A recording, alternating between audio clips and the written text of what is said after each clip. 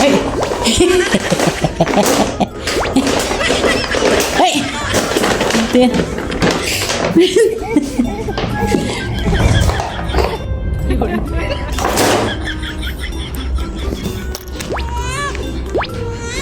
So maglalagay ako guys ng cat's litter. Pero tingnan nyo man guys yung alaga ko na ito. Sobrang kulit.